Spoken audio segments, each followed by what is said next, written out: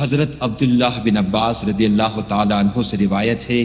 انہوں نے کہا کہ نبی کریم صلی اللہ علیہ وسلم ایک مرتبہ چند صحابہ رضی اللہ عنہم کے ساتھ عکاظ کے بازار کی طرف گئے۔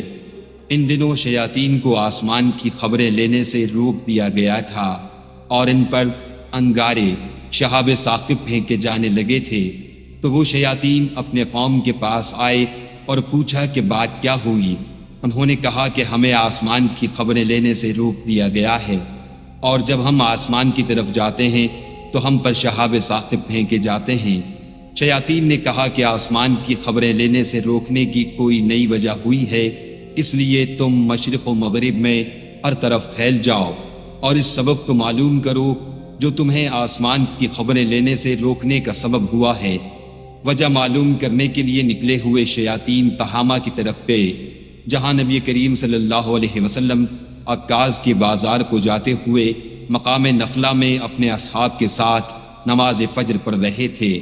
جب قرآن مجید انہوں نے سنا تو غور سے اس کی طرف کان لگا دیے، پھر کہا اللہ کی قسم یہی ہے جو آسمان کی خبریں سننے سے روکنے کا باعث بنا ہے۔ پھر وہ اپنی قوم کی طرف لوٹے اور کہا قوم کے لوگوں، ہم نے حیرت انگیز قرآن سنا جو سیدھے راستے کی طرف ہدایت کرتا ہے، اس لیے ہم اس پر ایمان لاتے ہیں اور اپنے رب کے ساتھ کسی کو شریک نہیں ٹھہراتے۔ اس پر نبی کریم صلی اللہ علیہ وسلم پر یہ آیت نازل ہوئی، قل اوحی الی، آپ کہیے کہ مجھے وحی کے ذریعے بتایا گیا ہے اور آپ پر جنوں کی گفتگو وحی کی گئی تھی۔